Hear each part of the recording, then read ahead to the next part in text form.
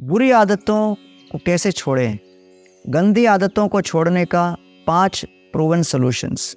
एक शराबी था, उसका एक शुभचिंतक मित्र उसके पास गया और बोला, यदि तुम इस तरह शराब पीते रहो तो तुम नरक में चले जाओगे। शराबी ने कहा, अच्छा मेरे पिताजी भी शराब पीते हैं। मित्र ने कहा, वह भी नरक में जाएंगे। शराबी ने कहा, अच्छा मेरे भाई भी शराब पीते हैं। मित्र ने कहा, वह भी नरक में जाएंगे। शराबी ने कहा, मेरे पास कई दोस्त हैं जिनके साथ मैं बैठकर शराब पीता हूँ। तो मित्र ने कहा, तो क्या हुआ, वे भी सब नरक में जाएंगे। तो शराबी ने कहा, अगर हर कोई नरक ही जा रहा है तो हम नरक में ही एक बड़ी पार्टी करेंगे, मेरे लिए वही स्वर्ग है। अब देखिए, लोग अपनी गलत आदतों को डिफेंड करने के लिए किसी भी सीमा तक जाते हैं, लेकिन हर व्यक्ति ये जानता है कि उन्हें अपनी खराब आदतों को दूर करने की आवश्यकता है। तो आज हम बात करेंगे उन तरीकों के विषय में जिनसे आप बुरी आदतों से उबर पाएंगे, उसे छोड़ पाएंगे। मैं आपको शास्त्रों के अनुसार एक नया HABIT हैबिट फॉर्मूला दूंगा जो आपको बताएगा how to change your habits और कैसे आप अपने रोज के जीवन में अच्छी आदतें बनाए रख सकते हो। पहला H stands for harmony between your actions and your purpose. अपने विचारों, शब्दों और कार्यों के बीच एकता बनाना। हम सबके जीवन में एक पर्पस होना चाहिए, एक लक्ष्य जिसके लिए हम प्रयास कर सकते हैं। पर जब हमारे पास ऐसा लक्ष्य, पर्पस ही नहीं होता, तब हम आसानी से डिस्ट्रैक्ट हो सकते हैं और जीवन में असफल हो सकते हैं। हमें अपने जीवन में उद्देश्य ढूंढना होगा, उस हिसाब से अपनी आदतें विकसित करनी होंगी। जैसे कि यदि आपका लक्ष्य स्वस्थ रहना है तो आपको सही भोजन खाने और नियमित रूप से व्यायाम करने की हैबिट या आदत बनानी पड़ेगी। यदि आपका लक्ष्य अपने बिजनेस को बढ़ाना है तो आपको अपने ग्राहकों के साथ अधिक जुड़ने और नए उत्पादों और सेवाओं को विकसित करने की हैबिट बनानी पड़ेगी। इसलिए हम सबके जीवन में एक उद्देश्य होना चाहिए और हैबिट बिल्डिंग का पहला सिद्धांत यह है कि हम अपने उद्देश्य को स्पष्ट करें और हमारे उद्देश्य को पाने के लिए विचारों, शब्दों और कार्यों के बीच हार्मनी बनाएं। यदि हमें इस हार्मनी को पाना है तो हमें 2 चीज़ों का ख्याल रखना पड़ेगा, ब्रेन और दूसरा हमारा हार्ट। हमारा ब्रेन हमारे कॉन्फिडेंस का स्थान है और हमारा हार्ट हमारी प्रेरणा का स्थान है। और ये कॉन्फिडेंस और मोटिवेशन हमें विल पावर यानी आत्म शक्ति प्रदान करता है अच्छी आदतें बनाए रखने के लिए। एक प्रसिद्ध सिविल इंजीनियर जॉन रॉबलिन की एक कथा मैं आज आपके सामने प्रस्तुत करता हूँ। जॉन रॉबलिन का लक्ष्य था कि एक पुल बनाना जिसकी स्ट्रक्चर काफ़ी अलग और आकर्षक थी, जिसके बारे में पहले कभी किसी ने नहीं सोचा था। और वो पहले व्यक्ति थे जिन्होंने इस डिज़ाइन के विषय में सोचा और उसे बनाने का निर्णय लिया। उन्होंने अपने बेटे को भी इस प्रोजेक्ट में शामिल किया। दोनों ने काम करना शुरू किया। डिज़ाइन कंप्लीट हो गई, काम शुरू हुआ। दुर्भाग्य से एक साइट दुर्घटना घटी और जॉन रॉबलिन की मृत्यु हो गई। उनके बेटे ने अधूरे प्रोजेक्ट को प्रेरणा के साथ जारी रखा। दुर्भाग्य से बेटे को भी स्ट्रोक हुआ, वो पैरालाइज हो गया, वह हिल नहीं सकता था। उसका पूरा शरीर केवल उंगलियों के माध्यम से ही चल पा रहा था। सभी ने सोचा प्रोजेक्ट ओवर। लेकिन जैसा मैंने कहा, जब आपके आदर्शों, आपकी इच्छाओं और आप जिसे हासिल करना चाहते हो उनके बीच हार्मनी होता है तो पैरालिसिस की ऐसी स्थिति में भी आप कार्य कर सकते हो और कुछ अनइमेजिनेबल बन सकते हैं। उन्होंने अपनी उंगलियों को टैप करने और अपनी पत्नी के साथ कम्युनिकेट करने का एक तरीका डेवलप किया ताकि उनकी पत्नी साइट पर इंजीनियर्स को बताए कि उनके पति क्या कहने का प्रयास कर रहे हैं, क्योंकि केवल वह ही डिज़ाइन को पूरी तरह से जानते थे। और बदले में यदि इंजीनियर्स को कोई डाउट होता तो वह पत्नी द्वारा उन्हें सूचित कर देते। क्योंकि उनको अपने मन में आत्मविश्वास और दिल से प्रेरणा मिलती थी। उस अवस्था में भी उनमें अपना काम पूरा करने की शक्ति थी और इस तरह 1883 में न्यूयॉर्क शहर में पुल सफलतापूर्वक पूरा हुआ और उसे अभी भी जॉन रॉम्बलिंग ब्रिज कहा जाता है। इसलिए हैबिट फॉर्मूला का पहला पहलू है हमारी हैबिट और हमारे पर्पस के बीच हार्मनी बनाना, एच, क्योंकि जहाँ चाह होती है वहीं राह होती है। दूसरा अक्षर है ए फॉर अकाउंटेबिलिटी, अपनी आदतें और जिंदगी की तरफ जवाबदारी बनाए रखना। एक बार की बात है, एक सज्जन थे जो बड़े कंजूस होने के लिए प्रसिद्ध थे। उनका एक मित्र था। वे दोनों नाव की सवारी करने गए और नदी के बीच उस कंजूस को अचानक अपना बटुआ निकालने और उसे पैसे गिनने की इच्छा हुई। यह उनका पसंदीदा टाइम पास था और जैसे वह पैसा गिन रहे थे, एक 50 पैसे का कॉइन नीचे नदी में गिर गया और कंजूस का लगभग हार्ट अटैक आ गया। बिना सोचे वह नाव से नदी में कूद गए और कूदते समय भूल गए कि उनको तैरना नहीं आता। डूब रहे थे, अपने दोनों हाथों को ऊपर उठाया और कह रहे थे, मुझे बचाओ, मुझे बचाओ, अपना हाथ दो, मुझे अपना हाथ दो, मुझे अपना हाथ दो। और दोनों हाथ उठाकर कह रहे थे, मुझे बचाओ, मुझे बचाओ। तभी उनका मित्र जो नाव पर था, तुरंत उसने अपना हाथ आगे बढ़ाया और कहा, अपना हाथ मुझे दे दो, अपना हाथ मुझे दे दो, हाथ मुझे दे दो। लेकिन डूबता हुआ कंजूस केवल हाथ ऊपर करके बचाओ बचाओ ही बोल रहे थे। बोले, भाई हाथ दे दो, हाथ दे दो, हाथ दे दो। सुनने को तैयार नहीं। तभी एक और व्यक्ति जो नाव पर थे बोले, भैया ये कंजूस है, दे दो दे दो, ये भाषा नहीं समझता। अपना हाथ आगे बढ़ाकर बोलो, मेरा हाथ ले लो, मेरा हाथ ले लो, और देखो उसकी प्रतिक्रिया क्या होती है। तब नौके पे खड़ा हुआ मित्र ने हाथ आगे बढ़ाकर कहा, मेरा हाथ ले लो, मेरा हाथ ले लो। तुरंत उसने उसे पकड़ लिया और तब वो उस डूबते हुए अवस्था से बच पाया।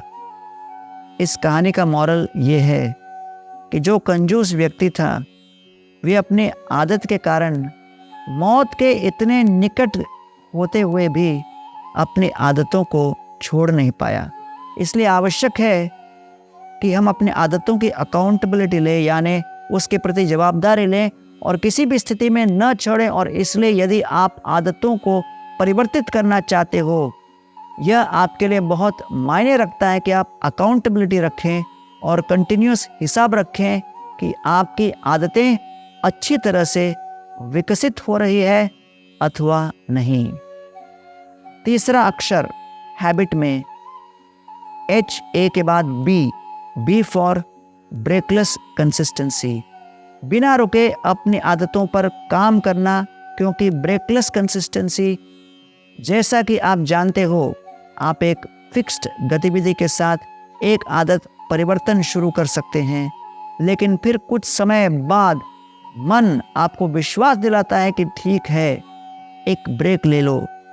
लेकिन जब आप एक ब्रेक लेते हैं तो क्या होता है, आप भटक जाते हो और इस स्थिति में पुरानी बुरी आदतों के पास जाना काफ़ी आसान होता है। इसलिए ये अत्यंत महत्वपूर्ण है कि एक बार जब हमने यह सेल्फ इम्प्रूवमेंट, आत्म सुधार की यात्रा आरंभ की, तो कंसिस्टेंसी होना चाहिए।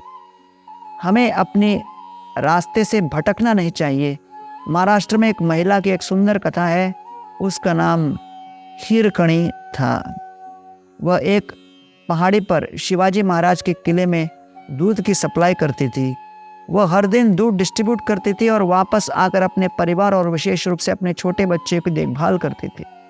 एक दिन ऐसा हुआ कि बच्चा ठीक नहीं था, इसलिए उसे किले पर जाने में देर हो गई और यह नियम था कि किले के दरवाजे सूर्यास्त से लेकर सूर्योदय तक बंद हो जाएंगे। सूर्यास्त हो चुका था और उसने देखा कि गार्ड उसे दरवाजों से गुजरने नहीं दे रहे थे। उसने बहुत अनुरोध किया, लेकिन यह नियम था। और जैसा कि वह सूर्योदय की प्रतीक्षा कर रही थी, उसे पहाड़ी के नीचे अपने बच्चे की रोने की आवाज़ आ रही थी। मेरे बच्चे की लगातार देखभाल करना मेरा कर्तव्य है, उसने सोचा। उसके पास केवल यही विकल्प था, सूर्योदय तक प्रतीक्षा करे या आधी रात में चढ़ाई करने का प्रयास करे, जो बहुत खतरनाक था। उसने अपने आराम का त्याग कर अपना कर्तव्य पूर्ण करने का निर्णय लिया। उसने आधी रात में चढ़ाई की, जो कि काफ़ी खतरनाक और मुश्किल था, लेकिन कर्तव्य निभाना आवश्यक था। वह अपने बच्चे के पास पहुंचने में सफल रही, उसकी देखभाल की और रात में चढ़ाई कर सूर्योदय तक दूध लेकर किले में पहुंची। अगले दिन शिवाजी महाराज ने जब कहानी सुनी, वह इतने प्रेरित हुए कि उन्होंने किले का नाम उनके नाम पर रख दिया, हीरकणी दुर्ग, जो इस मिसाल थी अपनी आदतें लगातार पालन करना कितना आवश्यक है। तो अगर आप अपनी बुरी आदतों को छोड़ना चाहते हो तो अच्छी आदतों को कंसिस्टेंटली बिल्ड करो। जीवन में कंसिस्टेंट रहना बहुत आवश्यक है। कोई भी आदत त्याग कार्य बिना कमिटमेंट और कंसिस्टेंसी के करना संभव नहीं है। 4th I फॉर इंक्रीमेंटल, यानी कि अगर आप अपनी बुरी आदतों को छोड़ना चाहते हैं तो आपको छोटे छोटे स्टेप्स लेने पड़ेंगे उस गोल की तरफ, ताकि आप सक्सेसफुल हो सके। जब हम अपनी आदतें बदलना चाहते हैं तो यह उम्मीद करना गलत है कि चीज़ें रातों रात बदल जाएंगी। परिवर्तन धीरे धीरे होता है। मेरे एक दोस्त, वह कॉलेज ग्रेजुएट थे, उन्हें 60s के दशक में वियतनाम की सेना में भर्ती किया गया था।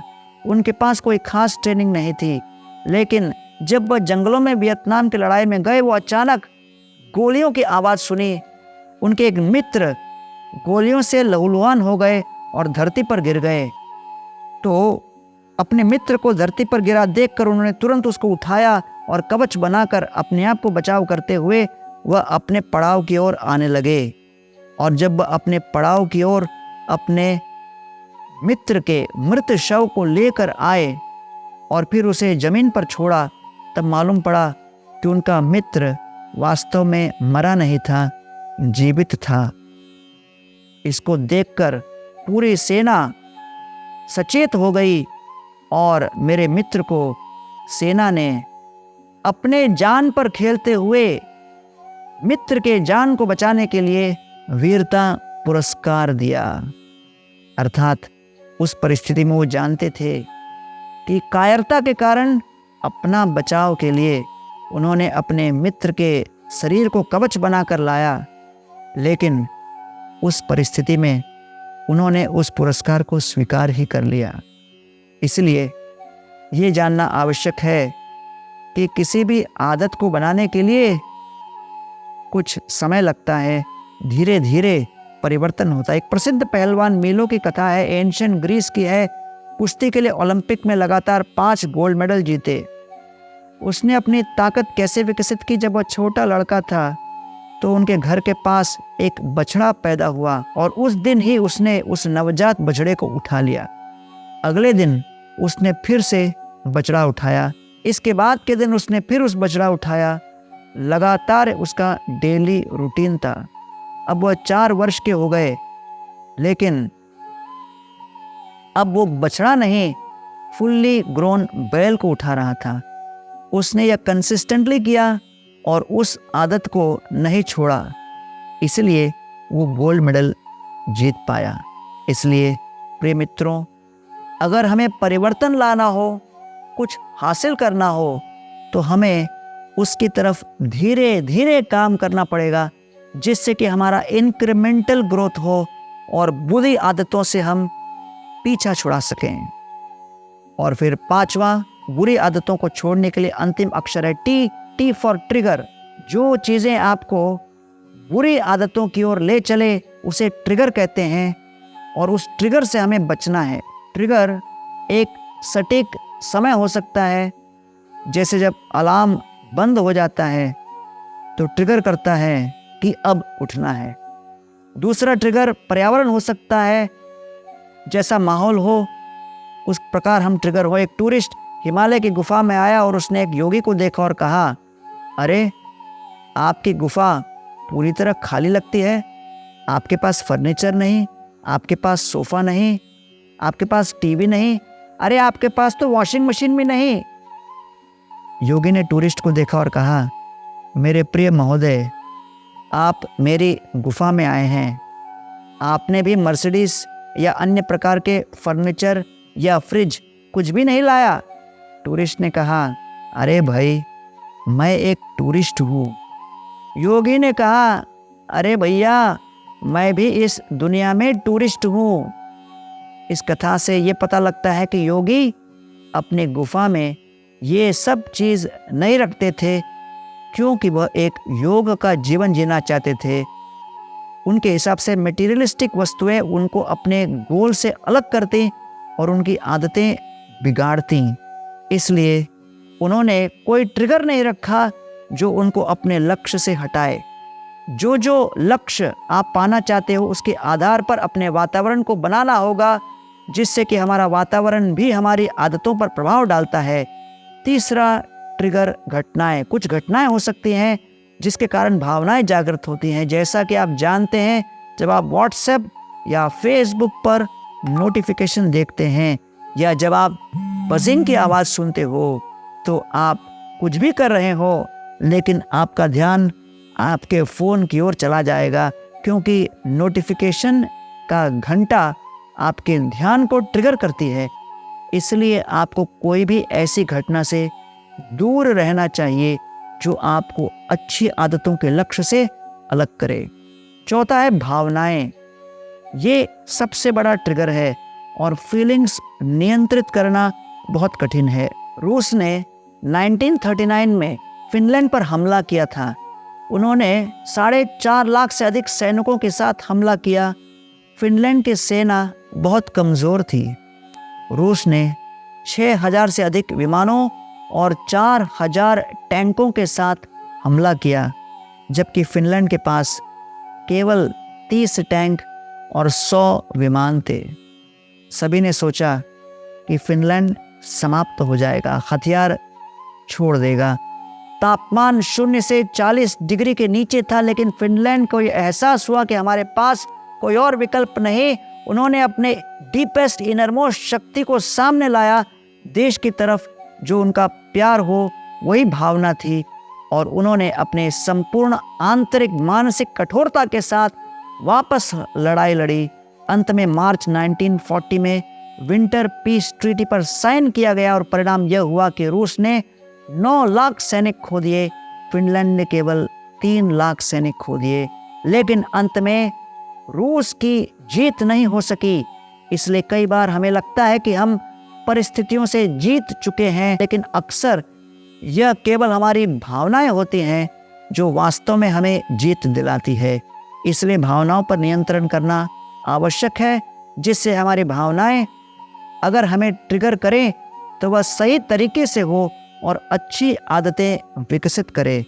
इसलिए ये 4 ट्रिगर, वातावरण, हमारा समय, हमारा अतीत और हमारी भावना, हमें इन ट्रिगर्स को कंट्रोल करना होगा ताकि हम अपनी बुरी आदतों से बाहर निकल सकें और अच्छी आदतों को डेवलप करने की राह में चल सकें। अंत में मैं केवल ये दोहराना चाहूँगा कि आदतों को बदलना कोई आसान काम नहीं होगा, लेकिन अगर हम इस बात को ध्यान में रखते हैं कि हमारे पास इच्छा है, इन सभी बातों को ध्यान में रखने की क्षमता है, तो हम अपनी हैबिट्स को सही दिशा में विकसित कर सकते हैं और अपनी बुरी आदतों से हम छुटकारा प्राप्त कर सकते हैं। हरे कृष्ण।